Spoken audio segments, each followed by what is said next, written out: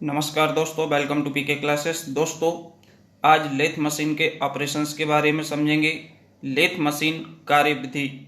Lathe machine पे कई प्रकार के ऑपरेशंस हैं जो कि हम परफॉर्म करते हैं, जिसमें turning, facing, parting, knurling, drilling, reaming, boring and threading, ये मेन ऑपरेशंस हैं। तो दोस्तों, लेथ मशीन काफ़ी इम्पॉर्टेंट है। सभी प्रकार के एग्जाम में अक्सर लेथ मशीन से क्वेश्चन पूछा जाता है। तो आइए दोस्तों देखते हैं लेथ मशीन ऑपरेशन। तो दोस्तों, जो भी छात्र पीके क्लासेस में फर्स्ट टाइम है, जो अभी भी चैनल को सब्सक्राइब नहीं किए हैं, वह चैनल को सब्सक्राइब करें एंड वीडियो को लाइक करें, जिससे आने वाला लेटेस्ट वीडियो आपको समय से मिल सके। तो सबसे पहले हम बात करेंगे टर्निंग। टर्निंग ऑपरेशन में क्या काम करते हैं, क्या किया जाता है। तो ये जो डायग्राम है फर्स्ट टर्निंग का, जिसमें आपका हेड स्टॉक है, हेड स्टॉक में आपकी जो चक है, चक माउंट है, और चक के अंदर हमारा वर्कपीस है, होल्ड है, और इसके बाद हमारा जो कैरीज का टूल पोस्ट होता है, टूल पोस्ट में single point cutting tool mount किया जाता है। अब इसमें जैसे लेथ मशीन को हम क्या करेंगे, स्टार्ट करते हैं, तो जो चक है, चक रोटेट करती है, घूमती है, चक के साथ ही हमारा वर्कपीस है वो भी रोटेट करता है। इसके बाद टूल को हम सेट करके इसमें टर्निंग ऑपरेशन में जो एक्सेस मटेरियल होता है उसको हम क्या करते हैं, रिमूव करते हैं।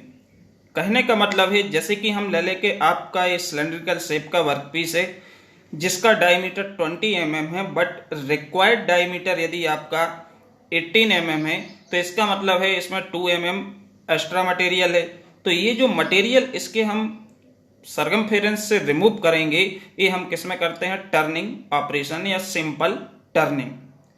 तो in this operation we remove the extra material from the workpiece with the help of single point cutting tool. ये हमारा फर्स्ट टर्निंग ऑपरेशन कंप्लीट हो जाएगा। इसके बाद सेकंड है फेसिंग। फेसिंग में जैसे कि हमारे वर्कपीस सिलेंड्रिकल शेप का है, तो सिलेंड्रिकल शेप के वर्कपीस में दो फेस होंगे, एक फेस ए है और एक फेस ए है। तो one face is hold inside the chuck. एक तो चक के अंदर माउंट है, सेकंड एंड क्या है, फ्री है, ये फेस आपका। तो ये जो एंड फेस होता है वर्कपीस का, इस वर्कपीस के एंड फेस को हम फ्लैट एंड स्मूथ बनाते हैं, किसमें, फेसिंग ऑपरेशन में। किससे, फेसिंग टूल की मदद से। तो इसमें आपकी जो फीड है, ये हम क्रॉस स्लाइड से फीड देते हैं और वर्कपीस घूमता रहेगा। टूल को इसके नियरेस्ट लाएंगे सरफेस पे और इसको हम परपेंडिकुलर फीड देंगे, इसके पैरेलल फीड देंगे, और ये जो एंड फेस होता है, इस फेस को हम क्या करते हैं, फ्लैट बनाते हैं और स्मूथ, किसमें, फेसिंग। तो इसको हम कैसे लिखेंगे, in this operation we make the end face of the workpiece flat and smooth with the help of facing tool. तो ये हमारा सेकंड ऑपरेशन में हम फेसिंग करते हैं। थर्ड है पार्टिंग। पार्टिंग को दोस्तों कटिंग के नाम से भी जानते हैं। Parting means also known as cutting operation. In this operation we cut the workpiece more than one part with the help of parting tool. इसमें जो वर्कपीस होता है, इसको हम एक से अधिक पार्ट में डिवाइड करते हैं पार्टिंग टूल की सहायता से, या हम एक से अधिक पार्ट में काटते हैं। ठीक, तो ये हमारा होता है पार्टिंग ऑपरेशन। इसके बाद है फोर्थ, नर्लिंग। नर्लिंग ऑपरेशंस में आपका क्या होता है, जैसे कि आपको मालूम है कि जो हमारे, जैसे कि यही ले लें हम, इसका कवर है, तो इस पे हमारी क्या है, रफ सरफेस जनरेट है, जिससे इसको पकड़ के आसानी से हम क्या करें, ओपन कर सकें और इसमें फिट कर सकें, हमारा हाथ स्लिप ना हो। तो नर्लिंग में क्या होता है, नर्लिंग टूल होता है जिसमें दो रोलर्स लगे होते हैं। तो जो नर्लिंग टूल की इंप्रेशन होती है, ये इंप्रेशन हमारी वर्कपीस के सरफेस पे हम क्या करते हैं, सिलेंड्रिकल सरफेस पे बनाते हैं। तो नर्लिंग जो ऑपरेशन है, in this operation we make deep impression on the circumference of the job with the help of knurling tool and this impression prevent from slipping. ठीक, जैसे कि आप इमेजिन करें कि आपके जो शूज होते हैं, जूते होते हैं, उसमें नीचे क्या होती है, ग्रिप बनी होती है।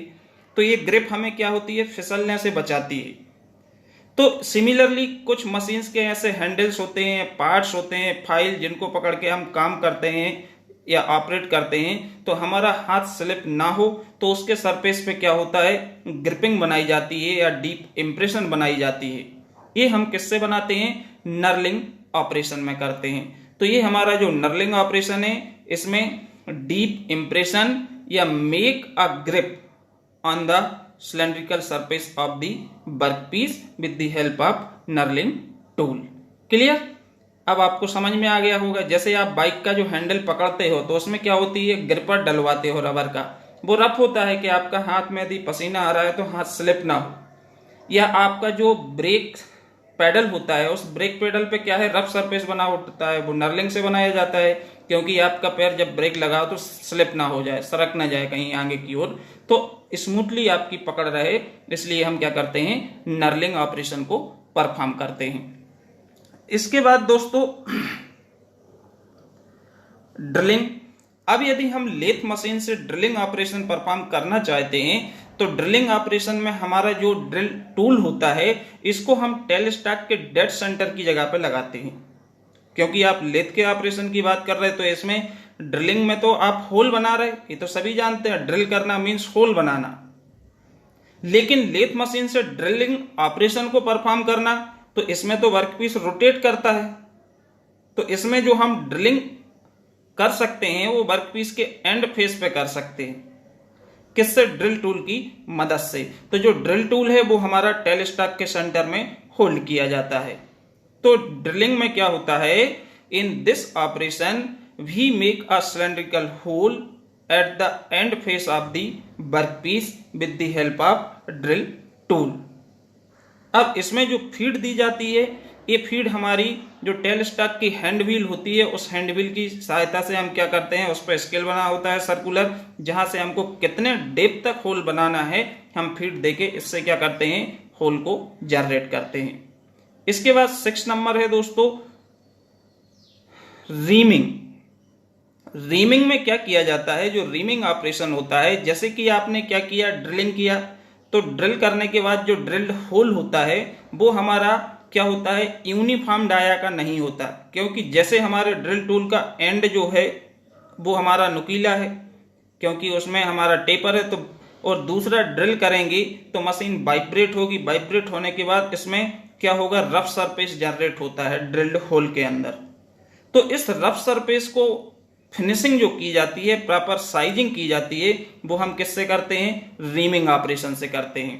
तो रीमिंग ऑपरेशन में हम क्या करेंगे, इसमें लिखेंगे कैसे, in this operation we make a drilled hole in straight and accurate shape and size with the help of reamer tool.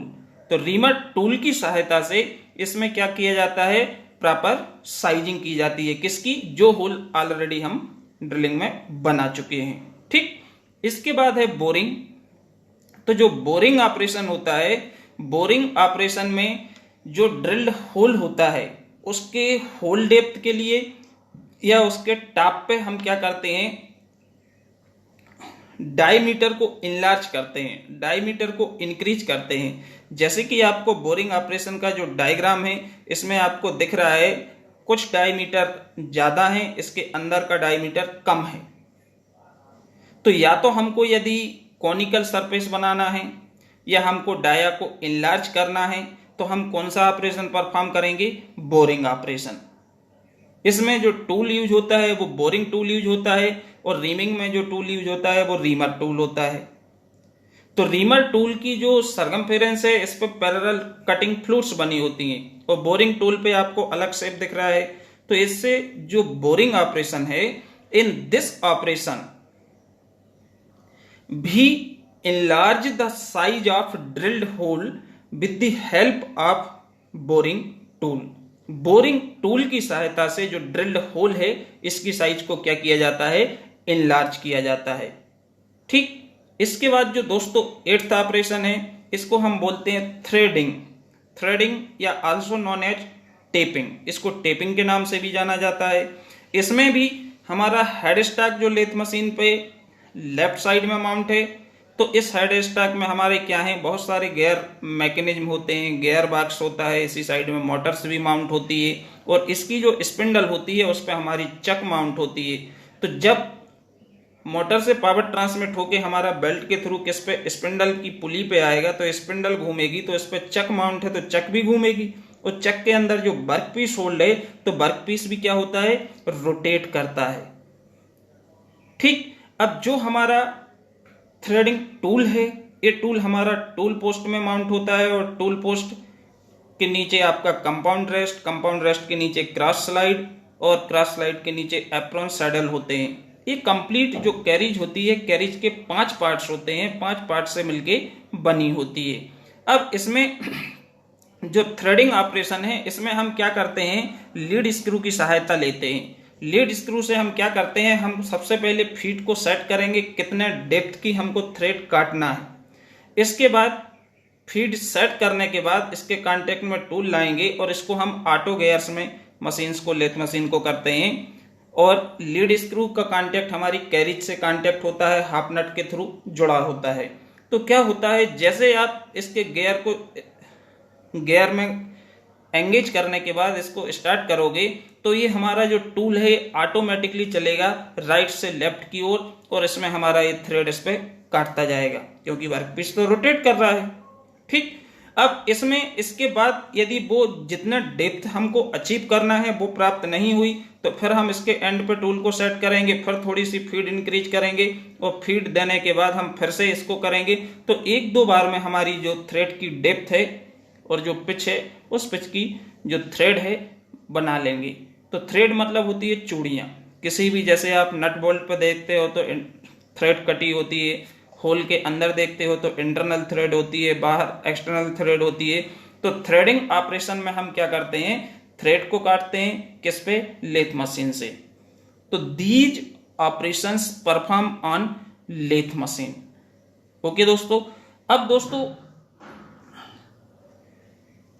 Video को अंत तक वॉच करने के लिए आप सभी को बहुत बहुत धन्यवाद।